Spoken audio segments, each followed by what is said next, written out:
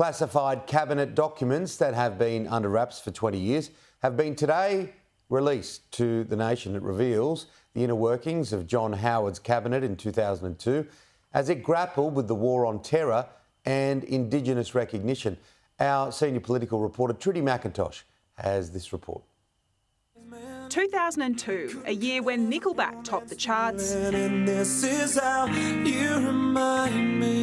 The Brisbane Lions toppled the competition. They have gone back to back! And the first ever cinematic Spider-Man took to the screen. With great power comes great responsibility. But the early noughties were also a time of terror. John Howard began the year touring Ground Zero, before violence closer to home rocked the nation. This is horrendous. I've never seen anything like it. Explosions ripped through two Bali nightclubs on October 12, killing 202 people, 88 Australians. This is an horrific and challenging and traumatic time. 20 years on, never-before-seen cabinet papers released by the National Archives show the Howard government grappling with the war on terror. When 9/11 happened, everyone thought it was as serious as you could get. And then when this happened, it was a real smack in the face with a hot iron. Australian troops followed the United States into Afghanistan. By late 2002, we were on the cusp of joining the invasion of Iraq. The documents, though, shed little light on the Howard cabinet's thinking.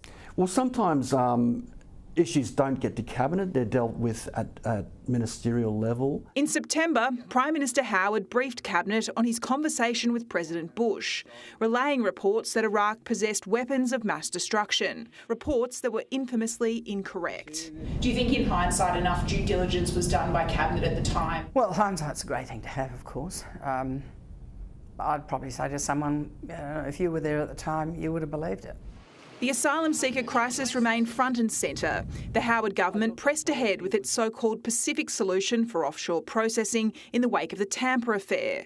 By March, Cabinet ticked off on a dedicated detention facility on Christmas Island. While Australia had developed substantial capability in PNG and Nauru, Cabinet viewed them as fragile. These facilities remain beyond the complete control of the government and cannot be relied upon in the longer term.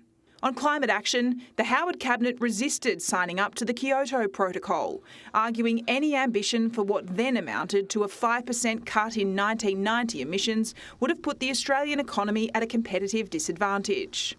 20 years ago, Australia's economic relationship with China was set to soar. Prime Minister Howard inked a massive $25 billion LNG contract in August 2002, the start of a huge commodities boom that would see China become the nation's biggest trading partner. That relationship and a possible over-reliance on it more costly and complex 2 decades on, as Beijing blocks Australian goods from its markets. Should we have hedged more than we did? When things are going in the direction you want, it's not necessarily good to put the brakes on too hard in case something goes wrong. But we had LNG to sell and they wanted it. On reconciliation, the Cabinet declared it would be inappropriate to provide a public apology to Indigenous Australians, arguing it would imply that present generations are in some way responsible and accountable for the actions of earlier generations. Was that a missed opportunity?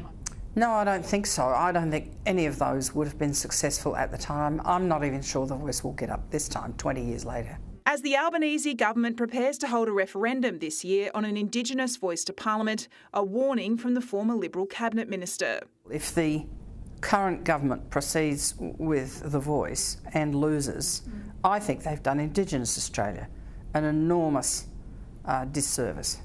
Ultimately, it's the Australian people that will decide. Trudy McIntosh, Sky News.